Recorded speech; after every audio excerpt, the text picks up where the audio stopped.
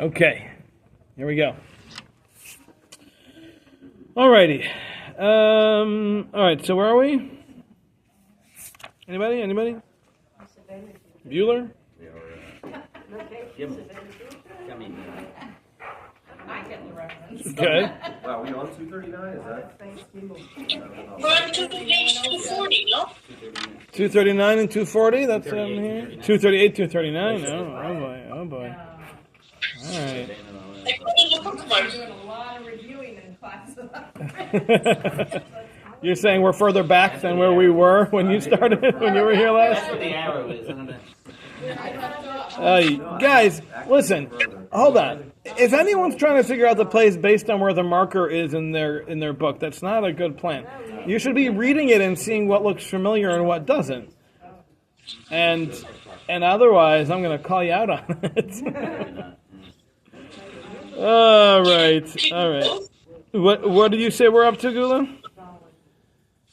240. We had talked about the dream. We're up to the second paragraph on 240, from what I understood. Okay, what letter is that? That is Dalit. It starts with an umnam, oddly enough. Yes, it does. All right, yes, that is correct. All right, so here we go. We are on section 3. Section 3,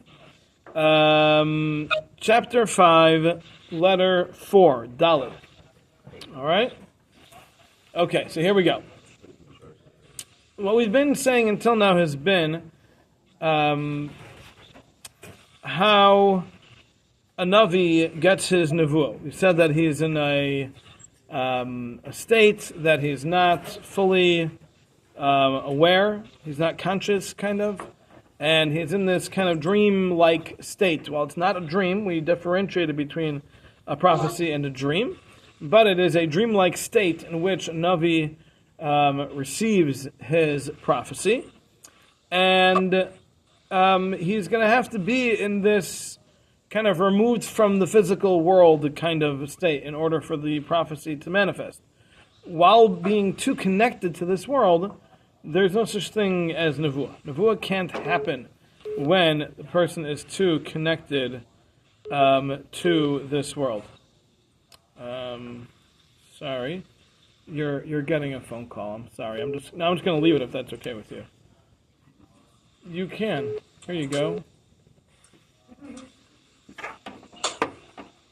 Want to take it? You can take it. Go ahead. All right. We'll see you soon, Gula. Okay. So what we've got here, though, is going to be now describing what the nevuah looks like to an extent. Now, we've already talked about how it works, and it comes in kind of forms like pictures, and then it needs to be interpreted, and we talked about all that already. Now we're going to talk about the clarity and more of the system of how that works. Okay. So he says as follows. So Amnam. Re'iyasam shel hanavim eina ella kemi shirai basbaklaria.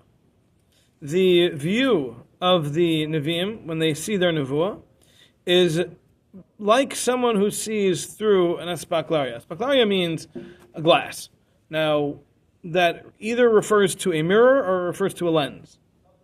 But either way, it's referring to some form of seeing something via another medium. Okay? How do they translate it in yours? Lens. Okay, so it could... Okay, well, we'll get there. But it certainly means some form of... I'm missing this, and it's not my fault. It's not my fault either. Okay. So... There's some form of thank you. Okay, here we go. Where'd she go? Okay. So there is some sort of representation almost, like that is seen, which is this concept of the nevuah. But it's not a direct vision, but it's seeing it through either a reflection or a refraction, depending if we're talking about a mirror or a lens. So if yours uses the term lens, I'll just stick with that, keep it simpler for everybody. So the Navi who sees this Nevuah is seeing through, as if it's through a lens. Let's see. Okay, so just to describe kind of what that is a little bit. So Chaim Friedlander, in his explanation of this, hold on, let me just find it. So Chaim Friedlander says as follows. So he says this idea of seeing through the aspaklaria, which again we'll call it a lens for now. He says in order to understand this, is we have to realize that the visions that the Nevi'im are seeing are not visions of physical things.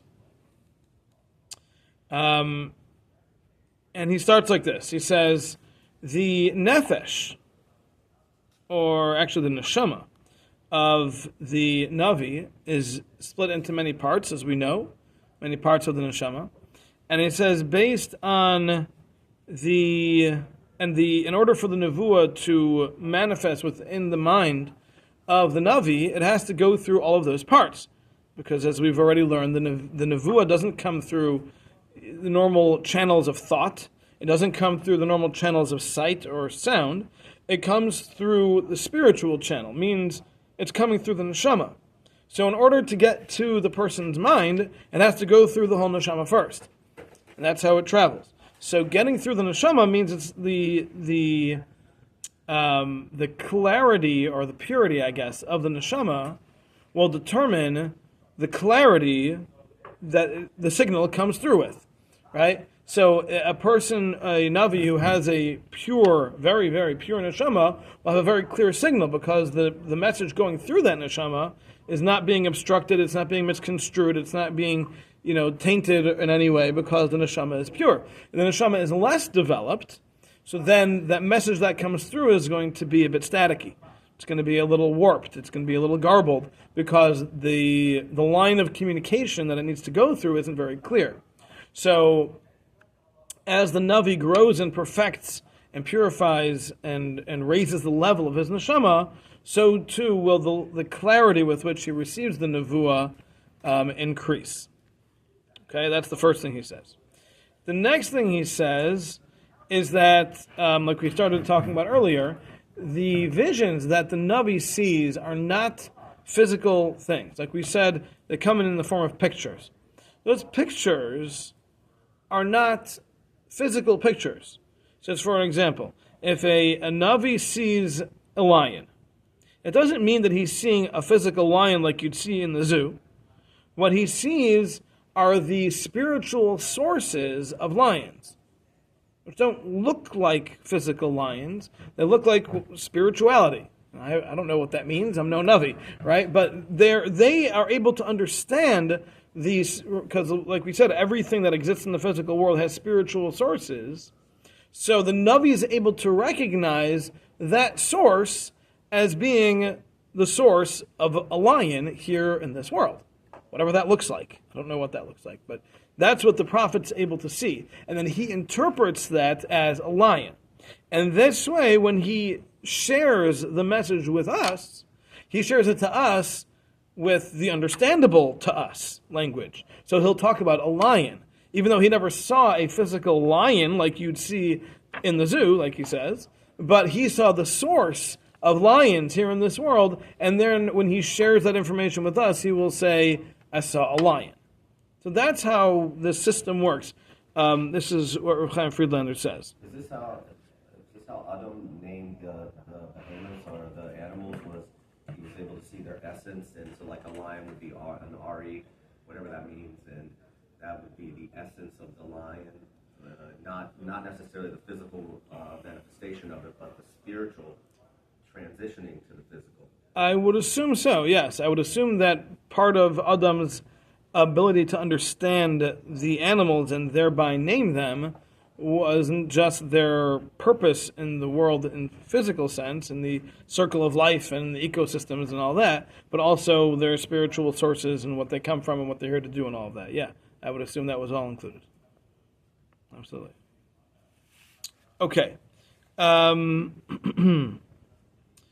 So, what else? He gives another example over here. He says, Zechariah, the Navi Zechariah, saw a menorah, a golden menorah, as part of his vision. So what he says is that this doesn't mean he saw an actual physical candelabra. That's not what it means. What it means is the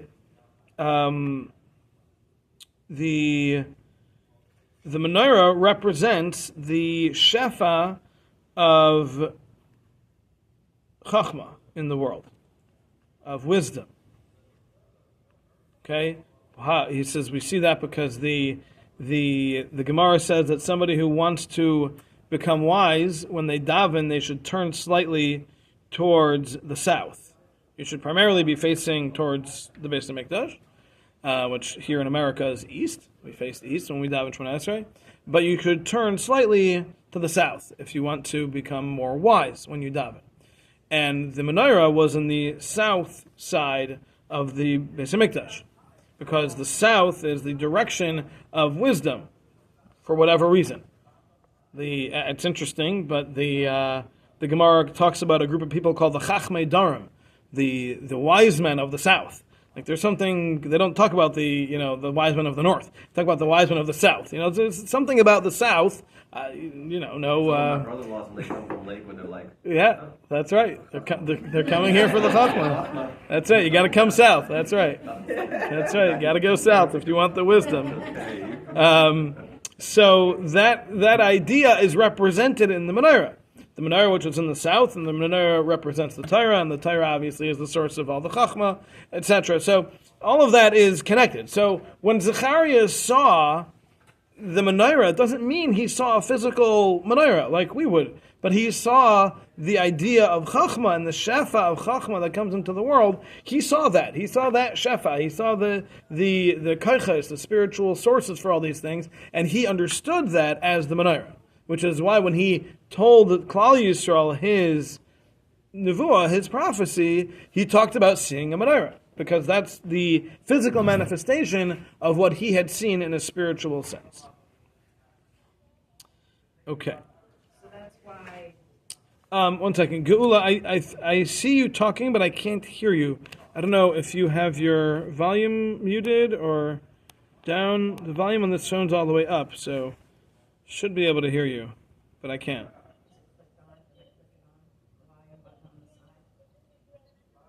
I'm hearing some very, very faint sound. Oh, Jody, I can hear you too. Is this not on speaker? Hold on. Hey, how about that? Gula, can you talk now? Let me see if I can hear you. Okay. There we go. Much better. Yeah, can you hear me? Yes, okay. So my question is, but there's certain times in the Navi, even with Moshe Rabbeinu, where it says, Lashem like that or Zos, and they say at that point it's referring to something tangible that the Navi can point to. So how does that work with this? Is he still seeing a root source, or is he seeing something different at that point? Well, do you have what does that mean? Do you have any examples of that? When Moshe made the menorah, and it talks about, interestingly, we're talking about Moshe, Rashi says there that the Lashon of Zos means that he saw it. It was tangible. Hold on a sec. Maybe I can look it up in just a moment. Okay, so I think what you're referring to is that when Moshe had to make certain parts of the Mishkan, he had trouble understanding exactly how to make it and how to visualize it and all of that.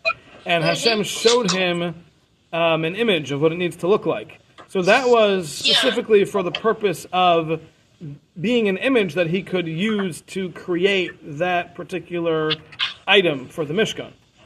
But that wasn't a regular prophecy. That was a prophecy for the purpose of giving him a picture to work with. Okay. So that was just purely practical, you're saying? Yeah, I would think so. Cool. Okay. All right. Okay. So now, Rav Chaim Friedlander continues, and he says that there are many levels, because there are some prophets who have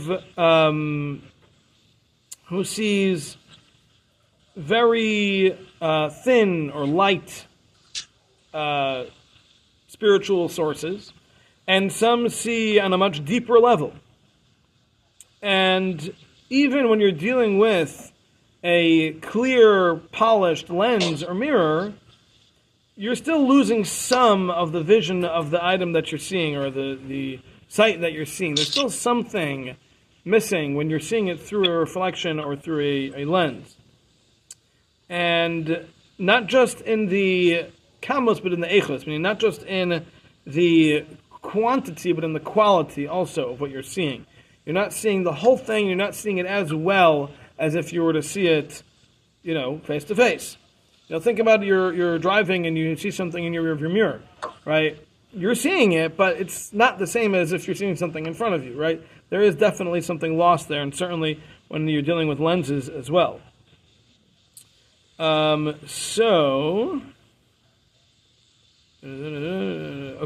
So he says, so the levels of the prophets will change based on their personal levels, and thereby changing the level of clarity of their nevuah that they receive.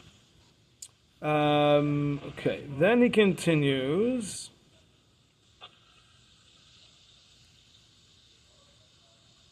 Okay, he says, clearly when Hashem sends a message, he's not sending it in a physical form. Obviously, when Hashem sends a message through the neshama, you're dealing with something that's going to be spiritual in nature. It's not going to be a physical thing.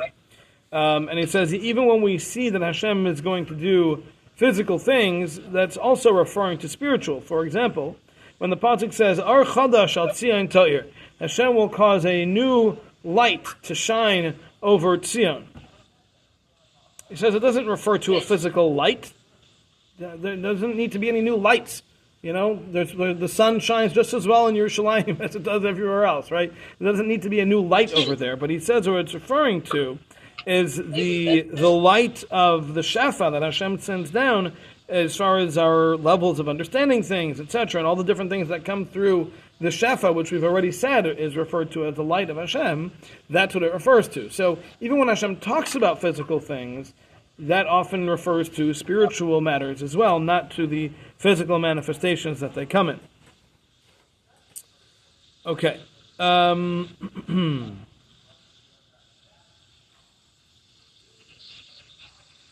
Okay, so he says, with this we can understand what the Ramchal had written earlier, that the ability to understand a nevuah is not done within the regular functions of the brain of the Navi. Rather, that is also part of the nevuah. Part of this connection to Hashem includes the interpreting of what this means. And again, that also needs to be still go through the same channels and end up within the person's mind by going through the neshama. So even that interpretation, the interpretive power that's given to him also needs to be filtered through his neshama, and therefore can also be kind of unclear depending on the level of the Navi. But it's not functioning with the regular wisdom of the human mind, because that would not be able to understand these spiritual matters. So the ability to even take these spiritual things and understand them is also a product of a spiritual gift of Chachma that the Navi is given. Even that understanding is not his mind's understanding of it, the human mind, but it's a spiritually uplifted level of understanding that's given to the Navi at the time of the Nevuah to help him understand what these spiritual things mean. So it's not the regular mind that's functioning at the time. Rather, we're talking about this spiritually gifted understanding, basically, that is given to him at the time of the Nevuah. And then, once he has that, then it goes to his regular human mind that will then turn it into normal words for the rest of us to be able to understand. And then he'll talk about these very lofty spiritual things in physical human terms. He'll talk about a menorah, he'll talk about a lion, he'll talk about a light. But these are all representations of human words that we use to talk about spiritual things that we don't understand. Does this make sense? Anybody? Yes. What I'm having some challenge understanding is that usually Hashem makes the pathway to growth clear to us, and that or relatively clear. And here, there's so much potential for distortion. How then do the Naveen understand where their pathway to growth is then if they don't really understand where the distortion is occurring? Okay, so what you're asking is how does a Navi know how to grow in his levels of Nevuah? The answer is, as we've said for the last bunch of weeks, a Navi needs a Rebbe. A Navi needs training. It's not something that you just get and then you got it. It's something that requires training under an expert who has already been there and has gone through the entire process and is already at the end of that road, and that takes years of developing under the tutelage of an expert. All have to be assisted. Everything needs to be assisted, correct. Yeah, it needs to be taught. It needs to be taught. This is not... Even to the highest level, they're all assisted. It's possible that at a certain point a person can grow on their own. I mean, certainly a person can grow. Obviously, we all know how to grow. That's not the issue. How to understand prophecy is something that comes with growth. So, Even Rebbe's have Rebbe's. oh, yes, every Rebbe needs a Rebbe. Absolutely. But I mean, as far as the growth itself goes, that we all know. I know how to grow. You know how to grow. But if I got a prophecy, I would have no idea what to do with it or what to make of it. You might, but I wouldn't need a teacher. Okay. It seems like, so in part of that though, is the fact that they can make the wrong prophecy or they can choose not to go to someone to help direct them. So even through the course of it, there's still room for error. Yes. Correct. Yeah, there is definitely room for error. Yeah. Using it to your own negative. Yeah, absolutely. Yes, it is. It is absolutely what we talked about. Was it 2 classes ago? That the false prophets weren't necessarily thinking that they were false. Some were, some weren't. Some knew that what they were doing was wrong. Others thought that what they were saying was right because they were not trained and they weren't searching for someone to learn under. So it's still all that's all part of the process as well. Well, it doesn't need to be part of the process. But, If you do it right, then you go study under a teacher. You go to Navi school. right, but what connected to the beginning is saying that all people who get some information when they don't know the right Correct. Yeah. So that's part of the growth, given that opportunity to go the right way or wrong. Yes. Okay.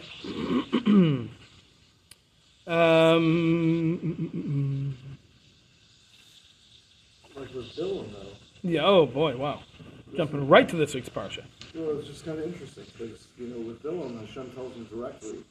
He says, "You're going to say exactly what I tell you you're going to say, and you're not going to deviate left or right from what I'm going to tell you." So that's Hashem giving him prophecy, but also giving him prophecy without a lens. That's an interesting thing. You're asking what happened to Bilam. Was Bilam misinterpreting, or is Bilam getting it right? And the answer is you're absolutely right. What you said was right. Bilam was given a very unique prophecy in that he was not going to have the freedom of choosing how to interpret it. And the things that he wanted to say, in fact, were reinterpreted to mean positive things. Right. So you're right. The words that came from Bilam's mouth were not words that he chose to say. You're right. That was a very unique experience. That's correct. Yeah. Yeah, this week's parsha. Go get him. Hallelujah, we could do that with the media for Israel. What'd you say? Hallelujah, we could do that with the media for Israel. The media. Yeah, that'd be nice. You think Israeli media is bad? All right. Okay. Let's see.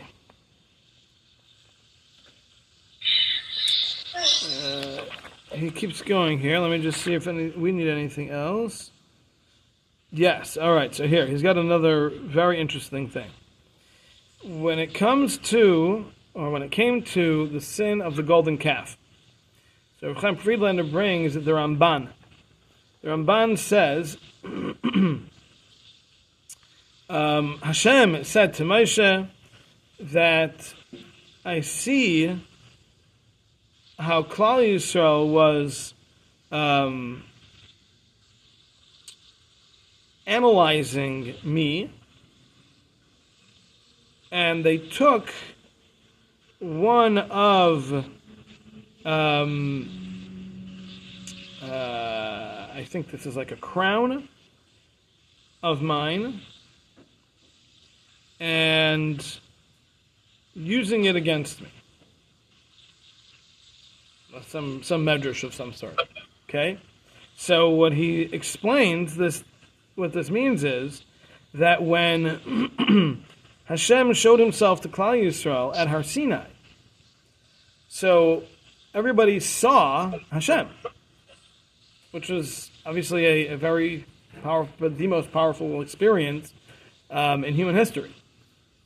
And in the Ma'aseh Merkava, in the description that the Navi Yechezkel gives of Hashem's throne, or his chariot, it describes that there were 4 faces, and one of them was the face of an ox. And this medrash is saying basically that they took that image in their heads and they kind of put that into the golden calf. And they were not thinking that this golden idol took them out of Egypt, but they were thinking that the calf or the ox is this is a manifestation of that element of Hashem that we saw. And that's what's coming here in this physical form of this golden image. We think this is the physical manifestation of that ox that we saw when we perceived Hashem at Sinai. So they saw the golden calf not as some idol, as some, piece of man-made metal that's what took them out of Egypt. But when the Erev Rav said, Eile Elehecha Yisrael, these are the God that took you out of Egypt, what they were saying is that this is the physical manifestation of Hashem that you saw on Sinai. Adds a lot of depth to what happened there, huh? Right? So there's a lot to this concept of spiritual things having some degree of physical manifestation to them. And when Klal Yisrael saw Hashem and they saw this concept of an ox on Hashem's throne, they thought that was what was coming to be represented in this golden calf. You're making a lot of funny faces. What's with the funny faces? Hold on, just a second. Just a second. What's with the funny faces? It's painful. Okay. Yes, what were you saying? There was a similar aspect when Moshe made the snake, the Nachash Nefoshes. There's Mepharshim talk about there too. He saw some sort of an image of copper and he understood. Obviously, Lahavdil, but there was also some aspect of that where Moshe Rabbeinu took an Aguwa and made it something physical, the command of Hashem, that he understood that there was some aspect of that they needed to work with. Yeah. It's not the same thing at all because Hashem told him to do it. But that's the other end. Yeah. Yep. Okay. All right, so let's get back to Ramchal. So, that's this idea of seeing through the aspaklaria, seeing through the lens. So he continues and says, Shabai Royim es hanoisim hamitztairim. It is through this lens that the Navi will see these images or whatever it is that are being drawn or depicted.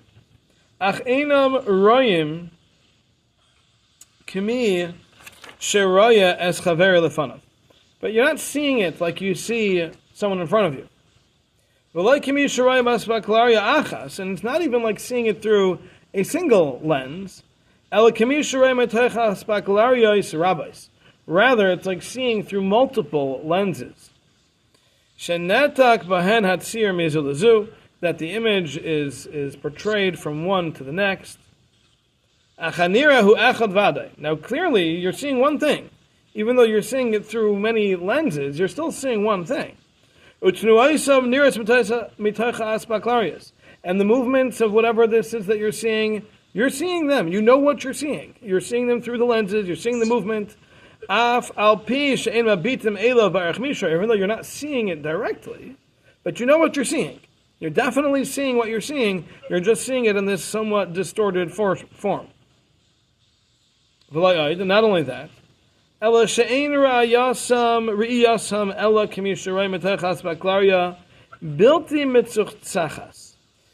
vision of the Nevi'im is through an unpolished lens.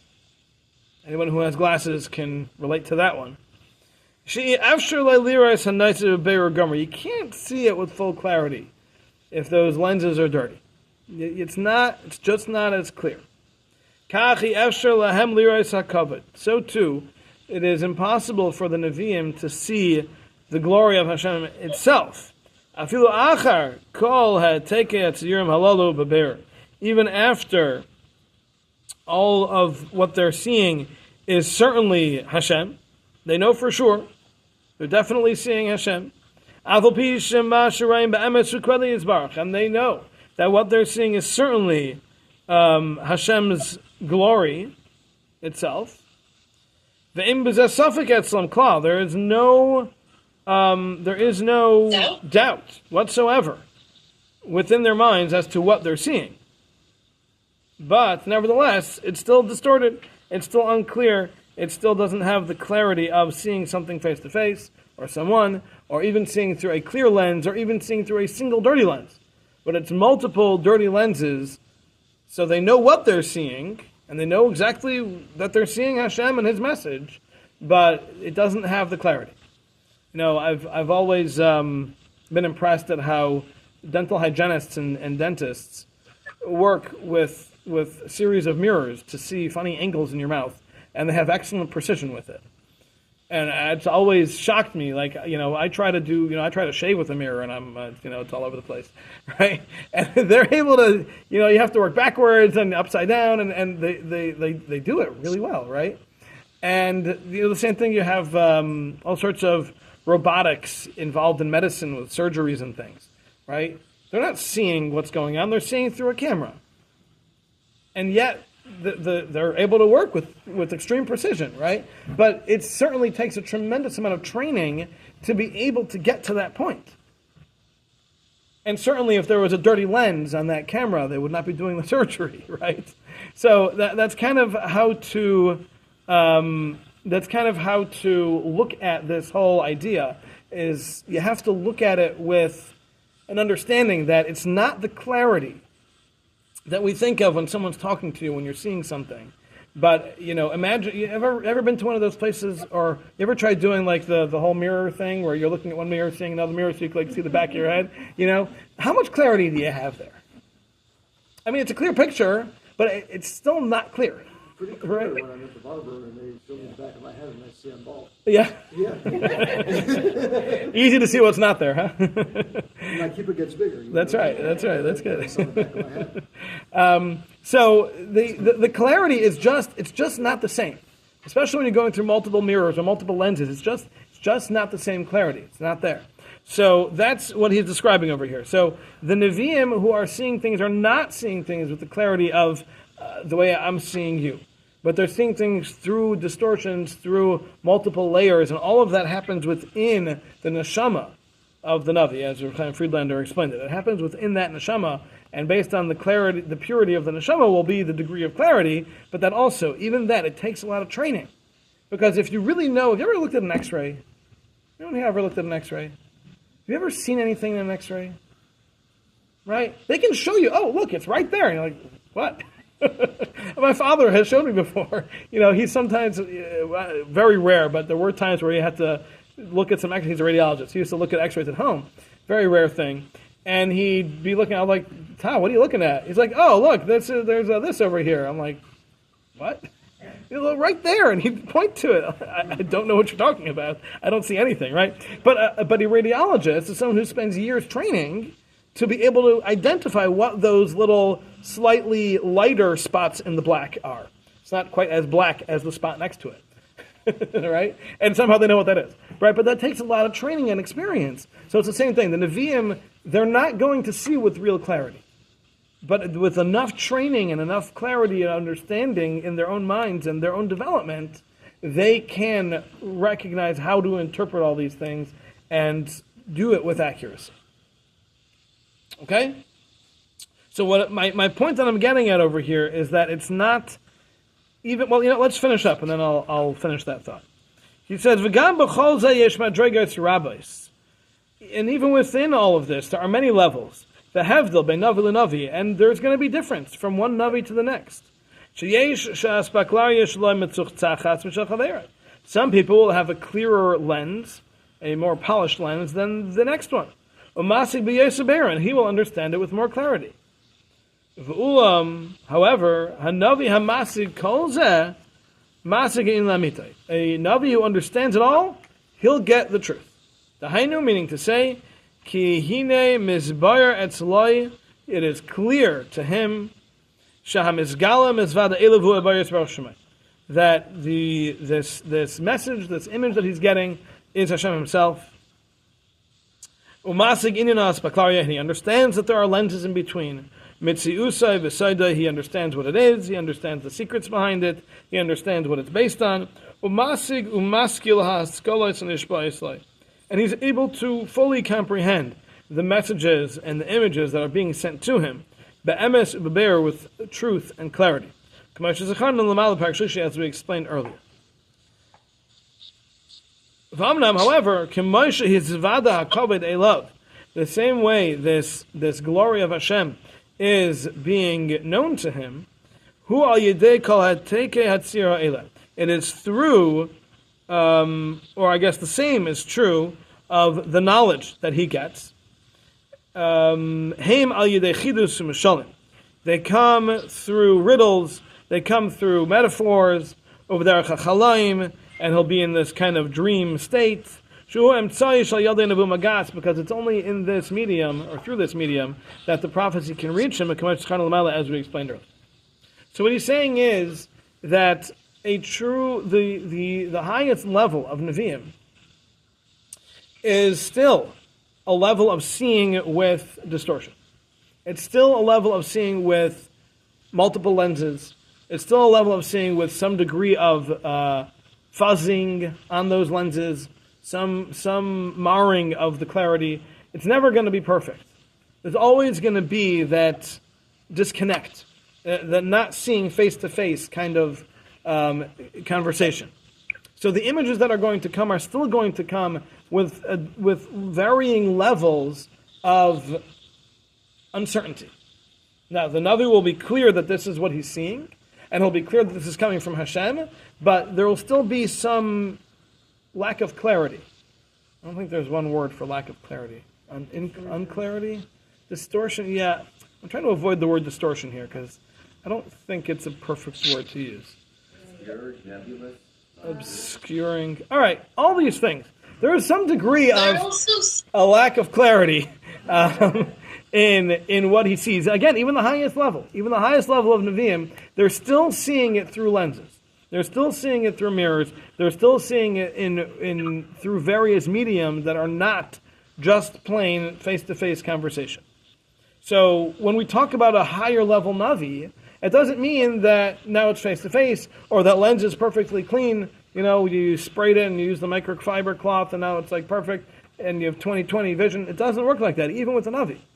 Even the highest level of Nevi'im, there's still a disconnect because there's still a gap between the physical human being and the spiritual source of Hashem. Now, next week, Mitzvah Hashem, we will contrast that with Moshe Rabbeinu. Moshe Rabbeinu was different. He had just you and I talking, completely different experience. No lenses, no nothing. So we'll talk about all that next week. But understand, that was the one-time experience. He was the only one who ever had that. Everybody else was with this distortion, as you would like to say, or nebulous, as you'd like to say, or Well, Archibald calls it refracted image. refracted, Archibald used partially refracted. All right, whatever. I think we got the point. All right. Thank you for coming, everybody. Have a wonderful week. And don't forget, today's the cause match for the show. We got a lot of money to raise. If we want to have air conditioning in here next week, get on that cause match. All right. Have a good one.